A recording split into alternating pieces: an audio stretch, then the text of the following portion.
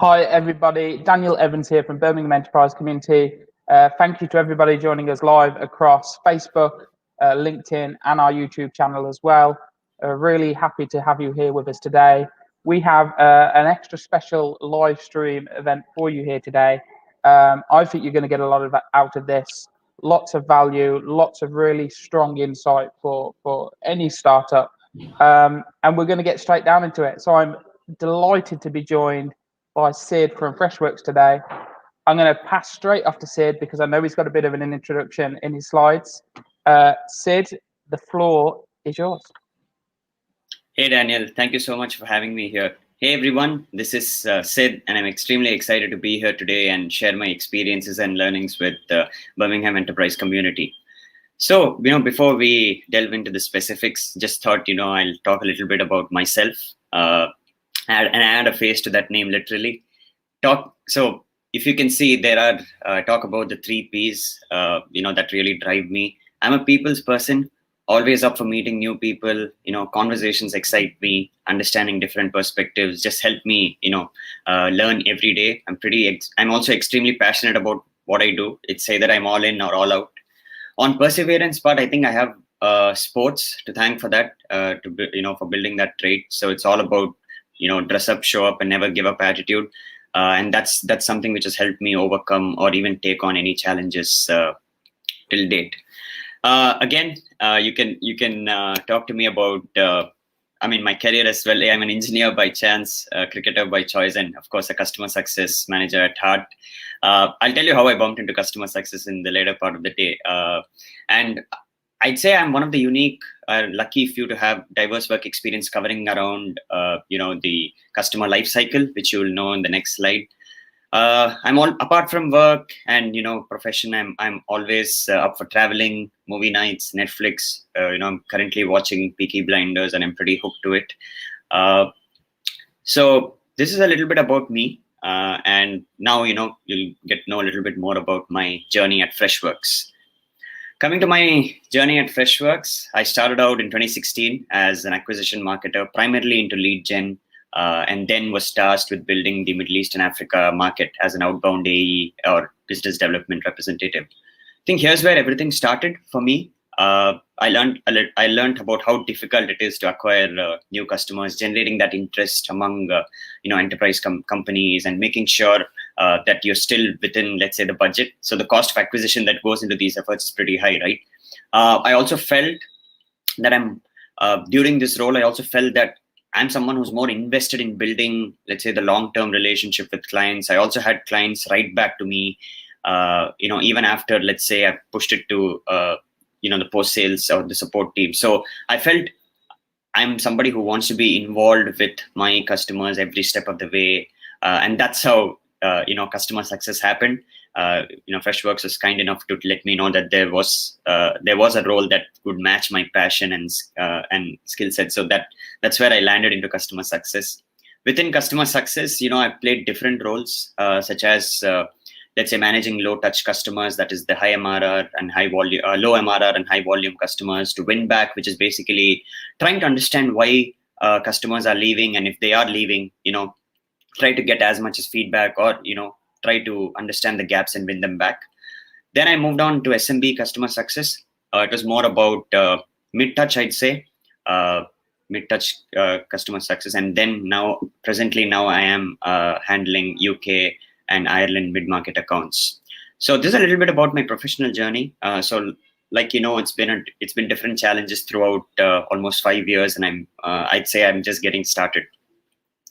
So a little bit about Freshworks now. I wanted to start by talking about Freshworks as well as our startups program, which I'm sure would definitely excite the audience here.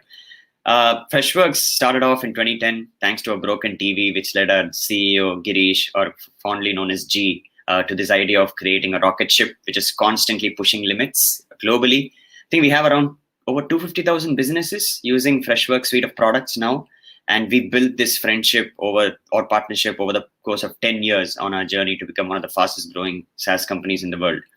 As you can see, we are backed by investors such as Google Capital, Axel, Sequoia, and Tiger G, and valued at over 3.5 billion as on date. We are a multi-product company. We have 12 products, and all of us here at Freshworks champion the customer first mindset, thanks to G. Now, talking about the startup program, I think this is something really useful for the audience today. So Freshworks has always been a friend of startups and small businesses, providing refreshing and user-friendly, affordable software. The idea of Freshworks as startups is born out of the need to pay it forward to the community with whom we share our roots and help them provide the best customer experiences. We've been there as well, so we've been through the journey from startup to scale up. So we know how difficult it is. So through this program, we not only provide eligible startups with up to $10,000 in product credits, but we also give access to mentors, markets, and larger communities. So if you're interested to avail the offers and know a little bit more about the program, please feel free to us, to drop a note at startup@freshworks.com, and we'll make sure that one of my colleagues gets in touch with you. Perfect. So what you'll see for the next 30 minutes is more about, I've broken it down into three categories: is customer experience strategy, measuring customer satisfaction, and customer success. So before we go into building a customer experience strategy, I'm sure that you all would have seen this equation somewhere in some webinar or over LinkedIn or one of the customer success conferences. So I stick by it. So CS, which is customer success, is equal to customer experience plus customer outcomes. By customer experience, I mean, customer experience has a lot of facets to it, which involves customer journey, measuring customer satisfaction, and measuring time to value. Time to value, I'd say, is basically the amount of time between when a customer makes the purchase decision and when they see the value of that action, probably through your product in a meaningful way, right? And your customers' time to value varies, right, based on the product, based on the services you offer. So TTV, or time to value, is pretty important to keep your business momentum and show your customers that ROI that you offer. And you do need to keep track of your time to value as a key metric. Coming to customer outcomes, I'd say it's all about identifying and validating success criteria for your customers. Executive alignment both ways, as in from probably your startup founder should be aligned with, let's say, the CEO of your early stage customers. There should be executive alignment on goals and why did they sign up for your product? What are the goals they're looking to achieve? It can be as simple as, let's say, if your product is help desk software, they're looking to achieve, an average first response time of, let's say, 10 minutes. And if that is the goal, you need to align with that on an executive level, at least with your early customers, and make sure you work backwards on helping them make it happen. Business reviews, again, they form a key, according to me, they're pretty strategic, and they form a pivotal role in emphasizing the ROI, the value, and the outcomes achieved. So customer journey. What is customer journey? What are the few things which I feel are pretty important? I've taken an example of a software as a service product. So it's crucial that there is cross-functional alignment and accountability. Again, I can't stress enough on accountability when designing the customer journey at an early stage startup. As you can see, there are different stages, right? So winning or retaining customers depends on delivering that consistent experience throughout your journey. It's not about providing siloed experience. It is consistent. It should be like, from my experience, I can say that when we were early stage startups, in my experience, it's all about, hey, when a customer signs up for a trial, we pounce on them, we give them all the attention they need.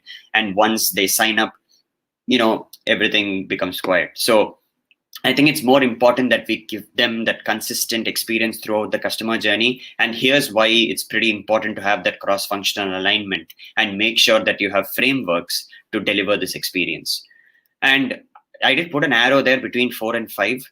The reason is that step 5, or as in, once the customer is acquired, that's where the actual journey starts. It's not the end. That's where, all of the facets, such as helping customers realize value realization, understanding the product adoption to make sure they're using at least the essential features, come into play. And, I'd say that's where the real journey starts. So cross-functional alignment, again, I wanted to stress on why it is key, and also how, what are the few ways by which you can go about getting this. Soliciting input from all the stakeholders before building the customer journey. Again, you need to have, let's say, the sales leaders, the product owners, the founder, as well as, let's say, the support lead involved in designing customer journey mapping.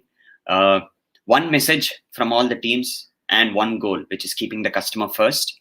This, like I said, a few tips here is, start building playbooks right now, right? Outlining the customer journey based on your business model, your product, understand the value indicators, risk frameworks. Again, this is something which you can build at a later point, but again, it's pretty important to have risk frameworks and renewal process.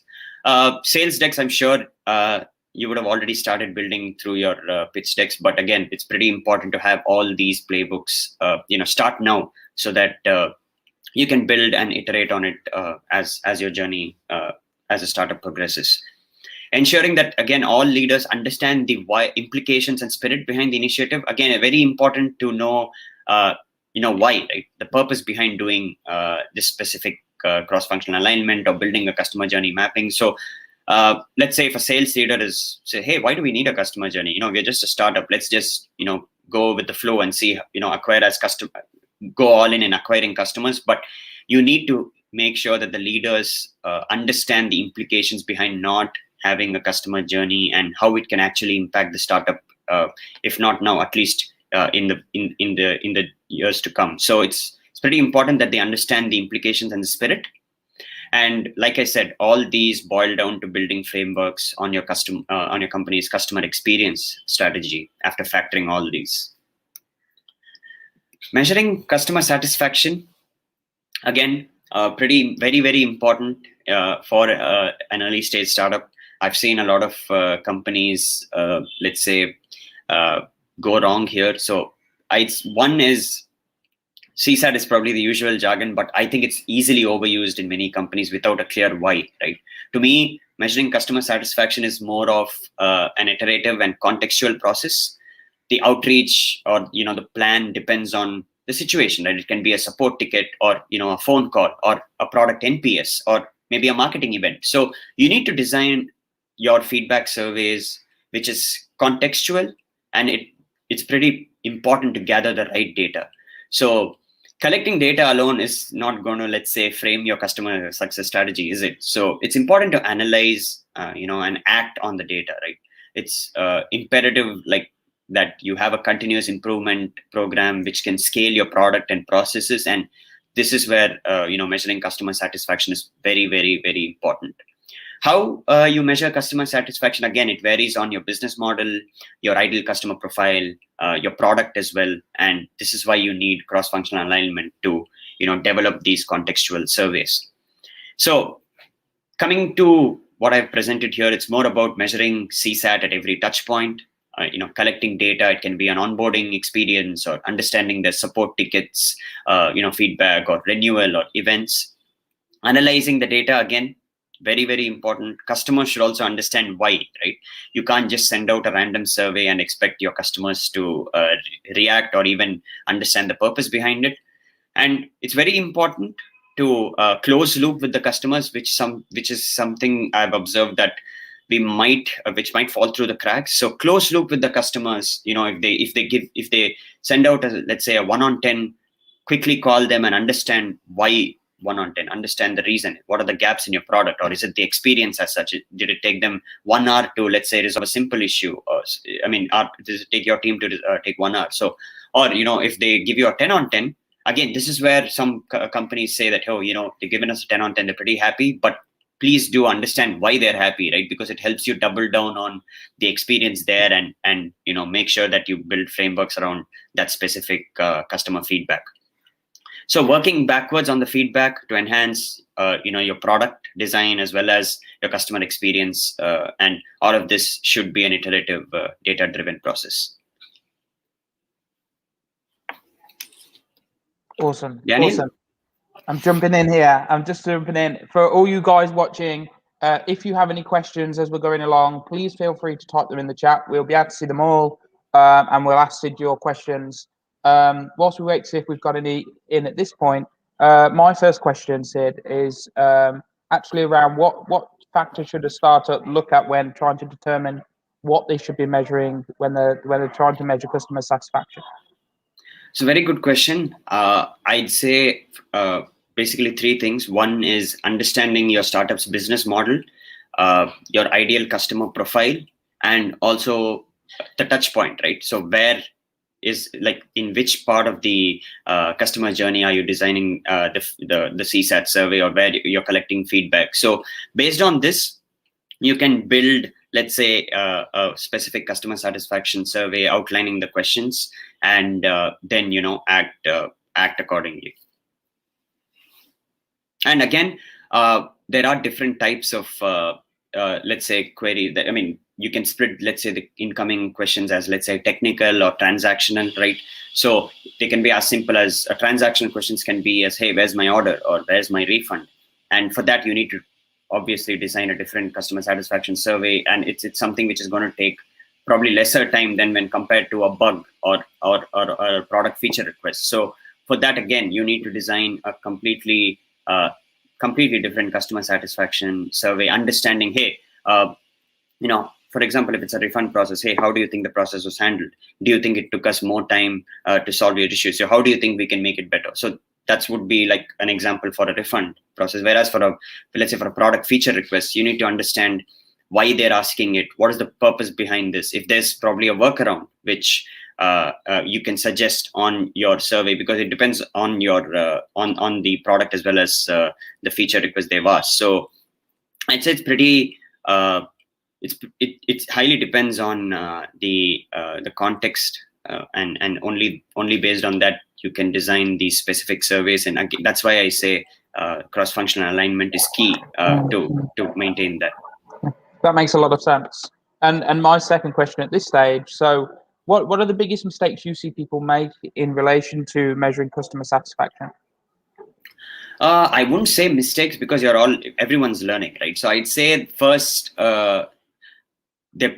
companies are pretty enthusiastic to send out surveys, make it a spray and pray strategy, and understand, the customers, get the customer's pulse, but there's no action, right? That's why I stress on collect, analyze, and act, right? You have to act. You can't just send out, let's say, an NPS or a CSAT to a ticket when you don't have, let's say, the bandwidth to handle such, to handle the responses or feedback, or analyze the feedback. So I'd say pretty important to have the why behind each and every measuring customer satisfaction and the frameworks behind it before you actually do it. It can take you probably a little bit more time.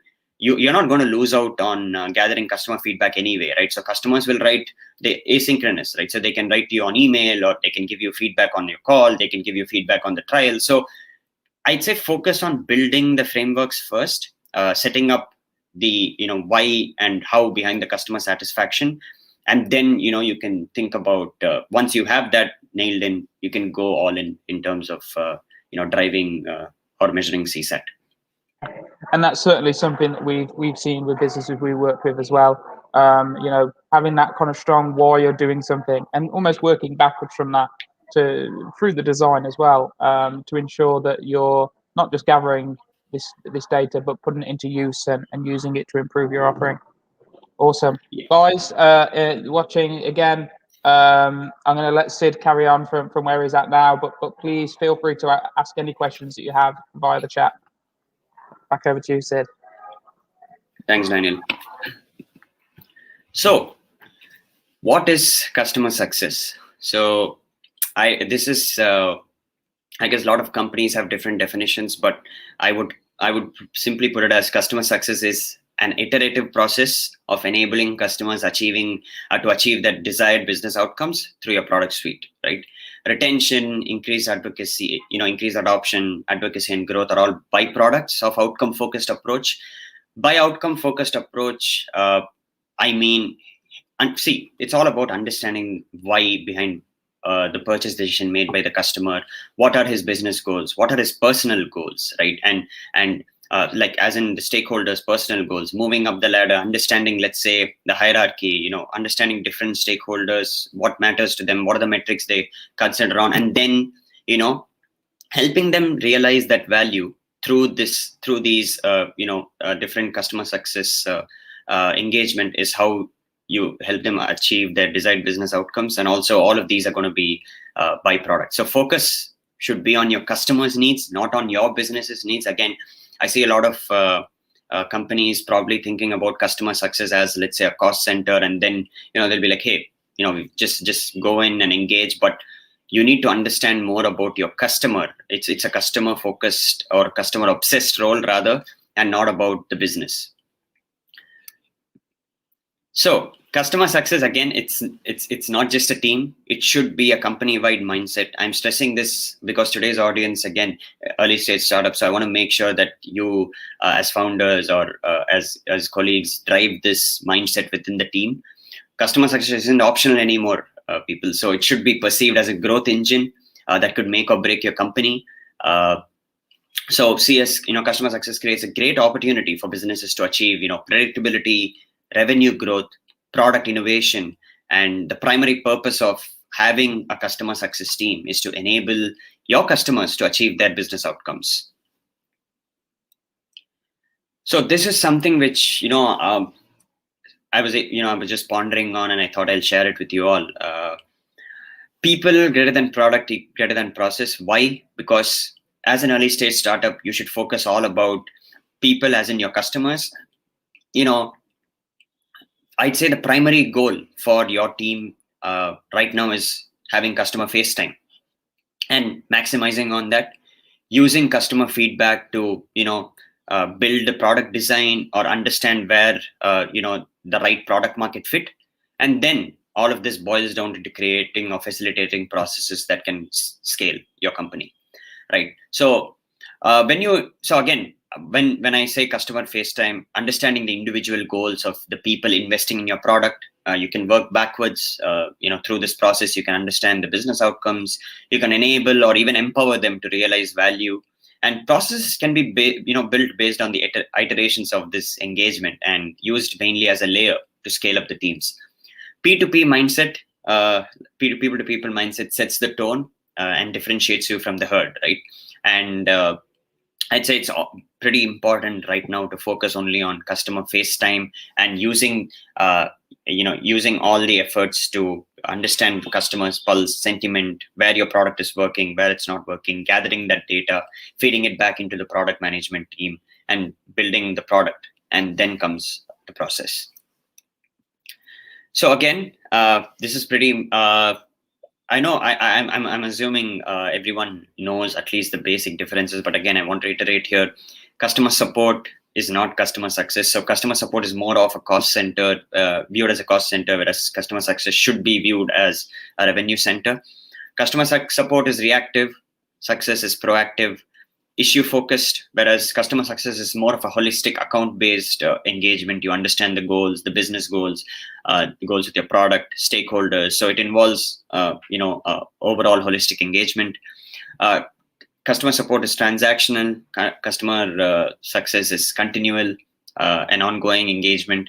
Metrics, again, is more about customer satisfaction, first response time, average resolution time, SLAs, whereas for customer success, it's about NPS, churn, net revenue retention, and advocacy, which is something probably I didn't mention here, but yeah, advocacy as well.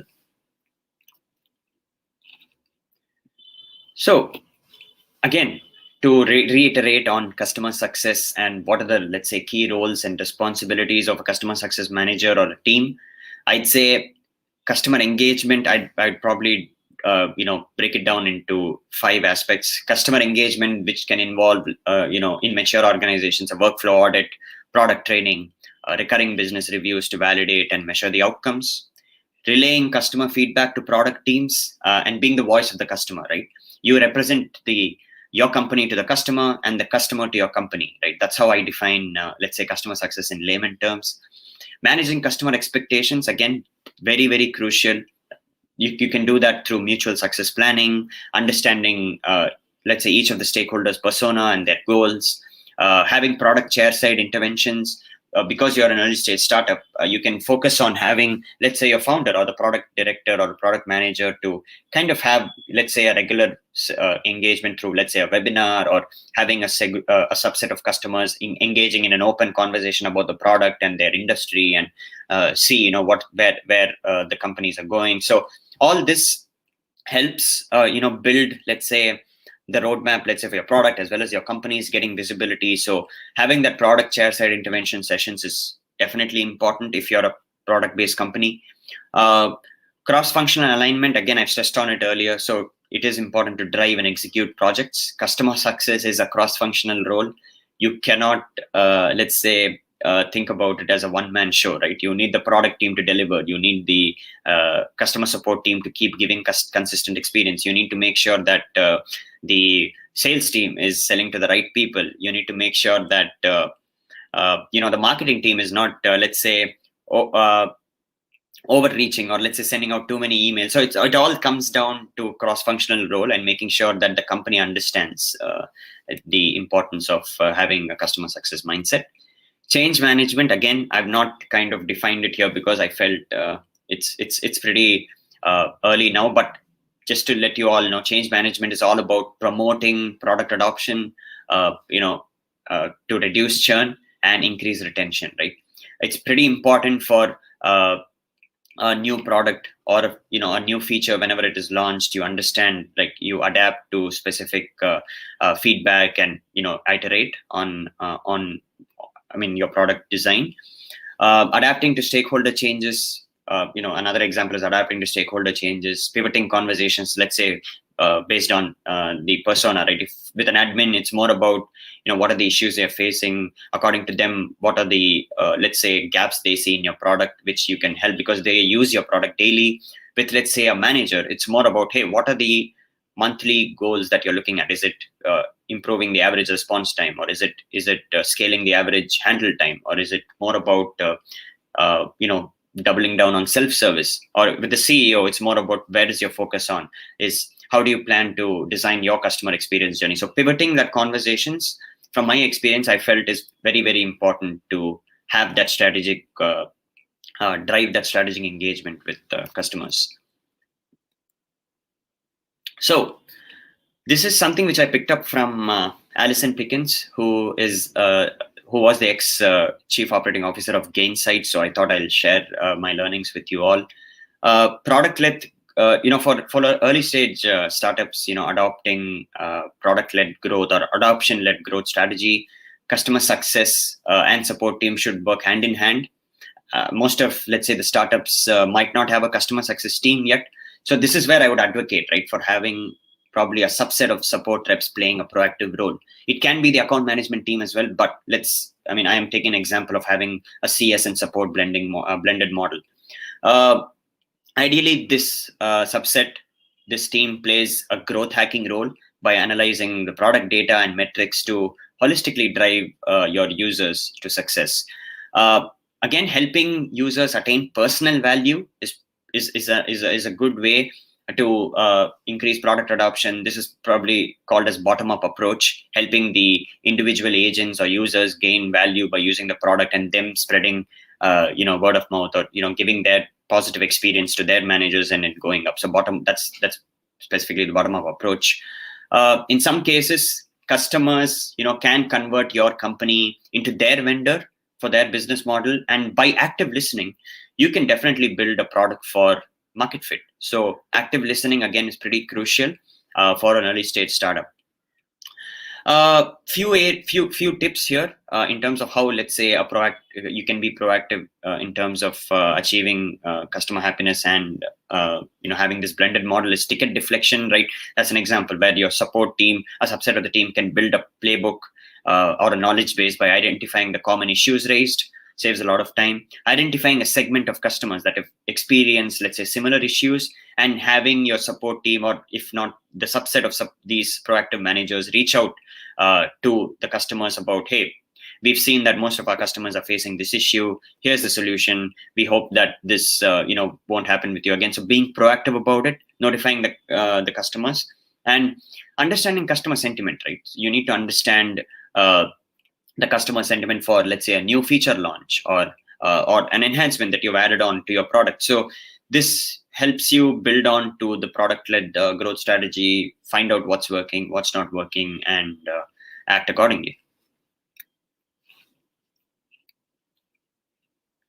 So let me now go into what I mean by so again, customer success is not constant engagement or maintaining a day-to-day connect with your customers. The best way I would say is to have meaningful engagement, right? It's all about meaningful engagement, having the purpose or a clear agenda defined.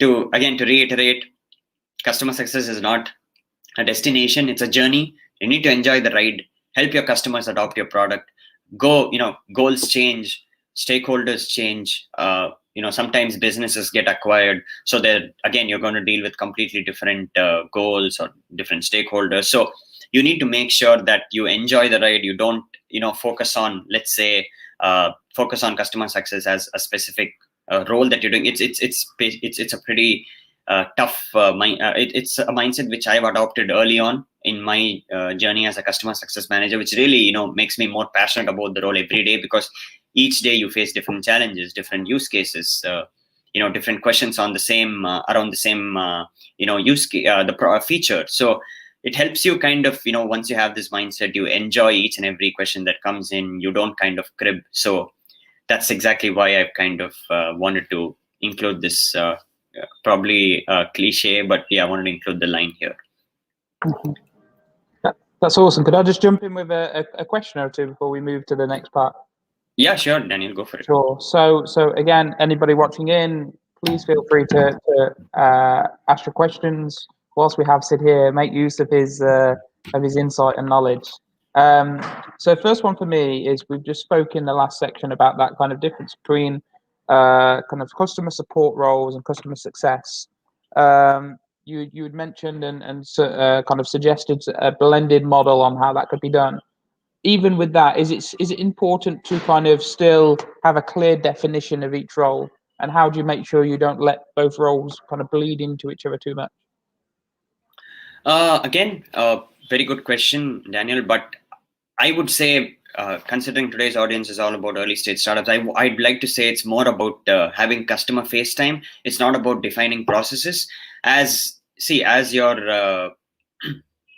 your customer base grows, obviously your revenue grows, and as the revenue grows, you'll also have more avenues to, let's say, split the teams into, let's say, having a proper customer success team. So I'd say it's more about having a subset of, let's say, a support team being proactive, or having your account management team take over the responsibility of customer success and giving them giving a subset of customers. So again, here's where another method probably I would suggest is having having a specific, I'm going to define on what meaningful engagement is, but probably to let you in on that, I'd say understand what your ideal customer profile is, understand who are your top customers in terms of the ICP as well as the revenue they're giving you as on date, because segmenting is pretty important. So segment those customers, have a subset of these account managers or support team pay more attention, or have more face time with the top paying or strategic customers, while at the same time try to build an automated process to onboard the low touch customers or the low MRR customers. So that can be as simple as having in-product campaigns that help customers onboard to the product, or understanding the essential features, or sending them like a playbook. That's where the playbooks come into play, right? So right now, to answer your question, I'd say it's more about having focuses on customer face time, not about, let's say, defining roles, because again, defining roles right now is not important. It's more about having having that subset of support or AMs reach out to customers and drive the engagement, and understand more about, let's say, the product, what's working, what's not working, and then feed it back to the product management team so that they can make the right product decisions for the roadmap. That's awesome. And you mentioned in there and in here a few times a couple of the different metrics that these guys should be tracking. Any of the guys that have been through any of our programs watching will know I'm mad on metrics, and think that it's so essential for especially at early stage that you kind of build that into the core of what you do. Any tools that you would recommend that the guys use for kind of tracking metrics? Okay. See, again, technology plays a pretty important part. So I would say a suggestion would be to have an omni-channel or an omni-channel customer relationship management tool that can understand the different touch points, or that can give visibility into different touch points to let's say your support team, your sales team, your the proactive team, and even the product team, to understand where the customers are facing issues, or what are the. So let's say, for example, you have a customer relationship management tool that should give you an idea of what are the MRR they're paying, what are the contacts associated with the system, how many tickets have they created, and what were the issues raised within a specific timeline. Or if let's say you do not have you're not planning on investing on, let's say, a CRM or an omni-channel solution. Basic, right? Simple to have a spreadsheet. Start simple, and then it's you can iterate. So have a Excel sheet for your top 25 accounts. Do the stakeholder mapping. Understand the segment the sheet based on let's say the ICP and the MRR, and then go about interacting with these customers and adding have your proactive team on the account team add notes as to what's working, what's not working. If this customer has a specific ask, then have collaborate on that sheet, right? Add comments between the product team, different teams, and take it as it goes. So I'd say it's about technology is very important, but you can simplify it as well by having spreadsheets are always there to kind of start as a starting point. And again, another thing I'd probably add here is when you are collecting data as well, don't get carried away. Sometimes that's another, coming back to your question on where startups, let's say, can go wrong. Let's say if you have a subset of customers where you have 90% of them are SMB, and you have, let's say, 10% are mid-market or enterprise, and the enterprise customers are giving you feedback on, hey, this product, let's say it's not working, or the feature is not working, but your 90% of your customer base, which is SMB, but still they are saying that, hey, this is working, or you should not probably go in and go build the product based on, let's say, a specific subset of feedback. And that's where you also need to be very, very careful and calculative on understanding what feedback we need to action on and what feedback we just need to have it like, okay, this is something which we can take it in the roadmap. And that's where understanding your business model, ideal customer profile comes into play. Awesome. That's really valuable. There's no other questions in at the moment, so I'll let you carry on. Thanks, Daniel. Again, so by meaningful engagement, I'd like to stress on a few ways by which you can build that. Sharing best practices across, let's say, the customer's industry, segment, or what are the reporting metrics that work can definitely be a good starting point. Providing data-driven insights on adoption, that's where identifying the essential or sticky features come into play. That's where you can start on building feature matrix, understand the essential features, and have these conversations with your customers on, let's say, your customer value review or business review.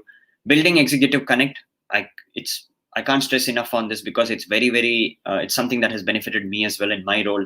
Understanding what the executives are thinking, how they make decisions is really important, and this helps you drive strategic conversations. And I would say, as an early stage startup, it's pretty important to have your top 25 customers at an executive level, maintaining that relationship and understanding what drives them and what are the goals they have, and how can your product help mitigate or how can your product help empower their let's say, for example, customer experience or employee experience. Customer communities, I'm sure they are growing as we speak. They're going to be the frontier of customer engagement in the days to come. So I would say convert your early adopters into customer champions or advocates. Facilitate customer to customer conversations, right? It's not always that you will have answer to every, let's say, question posed by customers, or every support ticket raised, or every product feature request which they're asking. Sometimes as a startup, you might be a little caught up. So facilitating such customer conversations helps demystify complex use cases and expand your horizons. I would say the other thing is having these communities also increase visibility for you as a company, and kind of puts you in the map of customer-centric, one of the customer-centric companies. Exit interviews, again, this comes from my experience of managing a win-back team. So you need to understand why customers are leaving, right? If you do not have a feedback loop that, that helps you realize why customers are leaving, or what are the factors that are causing, is it the overall experience, or is it the product feature gap, or is it the siloed touch points, or is it too much of engagement? So you need to understand why customers are leaving you, incorporate that feedback back into your product team, or even, let's say, the overall customer experience strategy, and see how you can do better. It's an iterative process.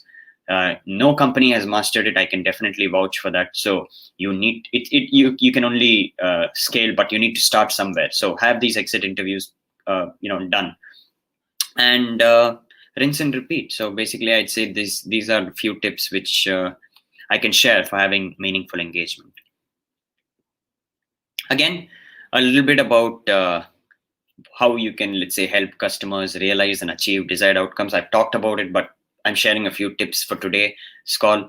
It's important to have a pre-call agenda, right? Before every engagement, share with your customer stakeholders beforehand. What I do is, let's say, for example, I'm having a success planning session. I would mention that on my email saying, hey Daniel, I'm planning to do a customer success planning session here. Here are the questions I might ask you, and let's take it as it goes on the call. And that helps customers also be, they feel involved. They also feel that, hey, we need to be prepared for this meeting and attend, rather than, just sending out a basic calendar invite. Sharing the minutes of meeting, again, follow up, right? Follow up, close the feedback loop. What I would do is share, make notes on the customer success planning document and share it back with the customer to give his feedback, or add something which he may have missed. Consult with other stakeholders so that, they see value and purpose with each interaction. Stakeholder mapping, again, pivoting conversations based on different customer stakeholders, very important. Understanding who's who in the food chain. If, let's say, the renewal is coming up, it's better that you talk to a support manager rather than, let's say, an admin, because he might not have visibility there. Or let's say if they have an unpaid invoice, it makes sense for you to reach out to the finance stakeholder rather than, let's say, the product admin, right? So understanding who's who in the food chain, that's where, let's say, success planning comes into play as well, right? You make the customer involved in the process, tell them why you're doing the stakeholder mapping, so that, they don't feel, let's say, the product team, as in the product admins or the regular adopters or agents of the product, don't feel that you're, let's say, kind of overstepped. You tell them why you're doing the stakeholder mapping and what is the purpose, and trust me, it becomes easier. They're happy to connect you with the different stakeholders in your company, or departments in your company, in their company. Sorry. Making the customer feel more involved, again, can't stress enough on this, right? So in the goal setting process, it's not a one-way traffic. They need to understand that it's a partnership.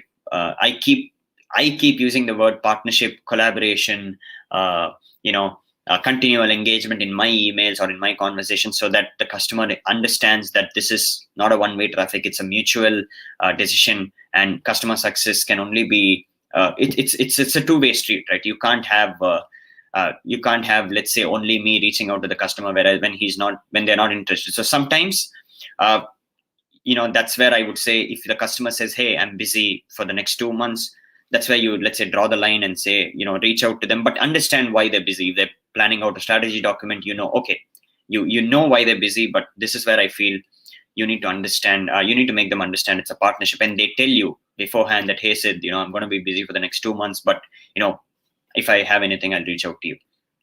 Reinforcing value. Again, all of these interactions, or all of these boil down to reinforcing value. Ultimately, your customer wants to know the return on investment and the value he's gaining through all these interactions. So all of them can be validated through a customer value review or a business review, where you highlight the outcomes achieved, and if not, at least give them a roadmap on where we are, and what are the things that the customer has to do from his end. What are the things, let's say, you should do from your company's end, so that mutually you arrive at the success plan, or let's say the action items for the next quarter, or for the next business review. And rinse and repeat. Again, it is an iterative process, so this keeps you need to keep evolving, and you need to keep repeating for each of your customers, and trust me, you'll enjoy the process. So I'd say this is what I wanted to cover on today's call. And if you have any questions, Daniel, or anybody who's live, happy to cover and answer any of them.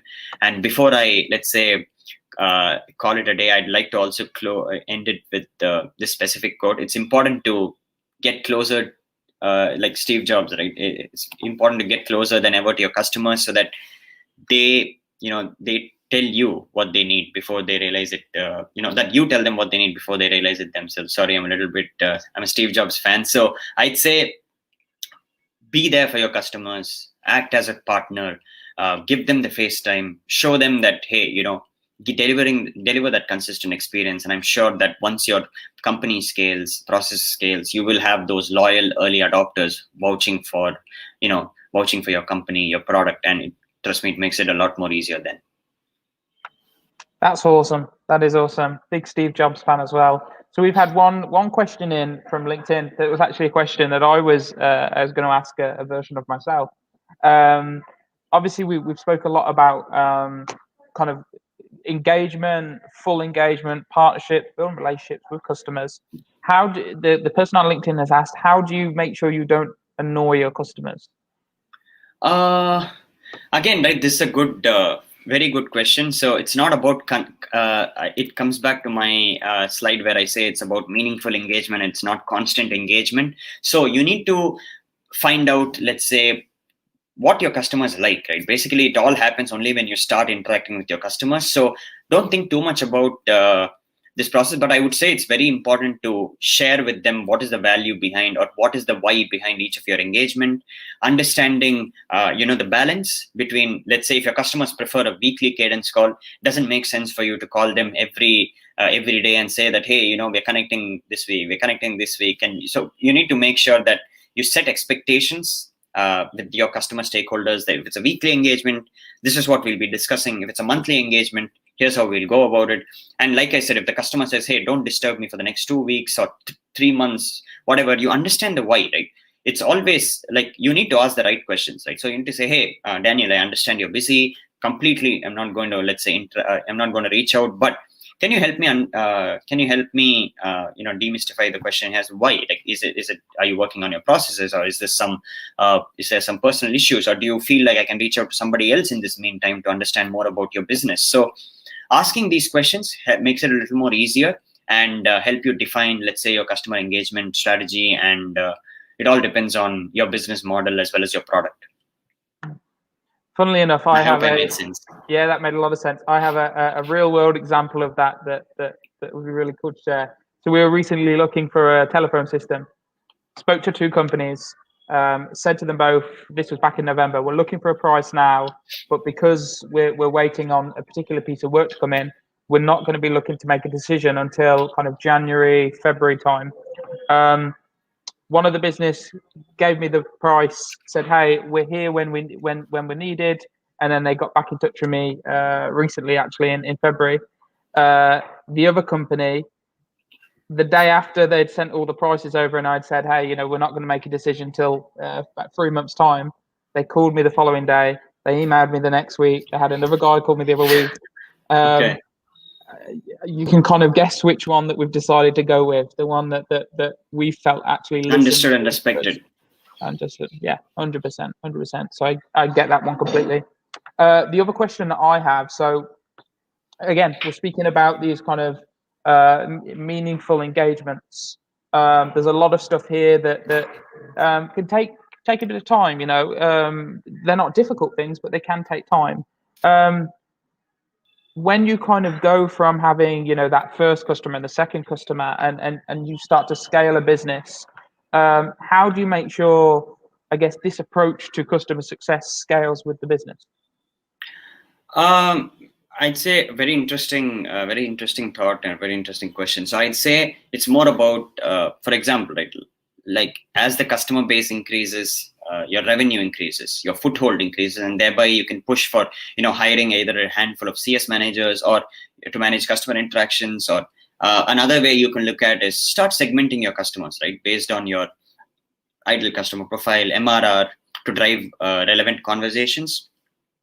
Processes will develop right through iterations, and it's important that you try to have initial focus on having customer face time and product design. But for processes, I do have. I think I did talk about this earlier. It's automate sooner, right? Automate sooner than you think. You need to and expend double effort, right? When you build automations into your workflows, you probably make it easier, right? There's always a few refinements needed which you can go along the way or along your journey. So, but do it sooner rather than later before you're too stretched, right? And by double effort, I mean, like, for example, when there's a hiccup in the process, right? You're building, or a situation your process doesn't address, don't just solve that individual, problem, right? Invest time in understanding, understanding what's happening and maintain and then tweak your automations. Procrastinating again starts creating a lot of cracks that you won't have time to address when you're busy scaling up. And I'd say that's where focusing on creating an agile methodology, continuous sprint reviews, or retrospectives, having that cross-functional alignment meetings in a regular cadence helps. And for example, talking about Freshworks itself, right? So we have segmented our customers into, let's say, 3 segments, which is grow, nurture, and digital. Grow is more about, let's say, the high touch customers based on the segment as in mid-market or enterprise, and the MRR and the product complexity in terms of what products they're using. Nurture is more about, let's say, mid-touch, and digital is where, low-touch customers who can.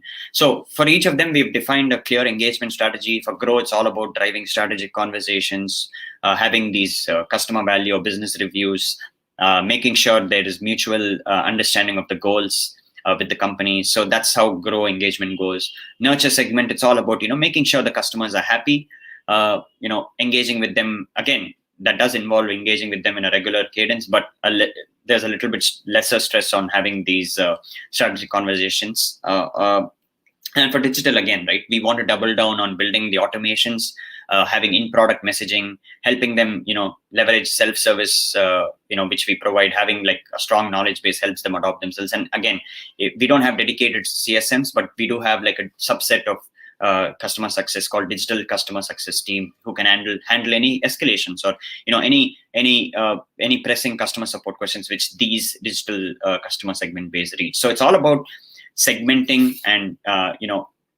segmenting your customers, and then defining the engagement strategy for each. And I think no matter the size of the company, right, you only have a limited amount of time or a finite amount of time. So you need to decide how to prioritize it. And while all customers are important, segmenting your customer base and determining where you get the best ROI or the value is pretty important. So protect the revenue, invest time in, let's say, developing these strategic relationships, engagements with your top accounts. And because the cost of losing one of your top or early adopters paying you more is significantly higher, right, than people who've just started with paying you low. So I'd say it's important. That's where segmenting and all this comes into play. And I hope it's an iterative process again. So you can scale these processes as in how you evolve your company and your customer experience strategy. That's awesome. So we've got no other questions in. I'm mindful of the time as well. We've, I think, discussed a lot, really covered a lot. A huge thank you, Sid, for coming in. I think the guys are really going to get a lot of value out of this. Thank you to everybody that's been watching live. Obviously, you've had the email address startup@freshworks.com. If you're interested in Freshworks Startup Program, credits, resources, mentorship, a fantastic community. So definitely get in touch with the guys. To any of our startups watching, if you go onto our My Startup Sprint platform and on the virtual resources section, there is some information about the Freshworks Startup Program on there as well. Obviously, if there's any questions, anybody that's watching this back after the session, any questions you have, ping me them. I'm happy to forward them on to Sid, who I'm sure will be happy to kind of give some answers. Thank you all for joining in. I hope you have all had a good week. Have a good weekend. And Sid, thank you very much again. Thank you so much, Daniel. Thanks, everyone, for tuning in, and see you on the other side. Have a good evening. See ya.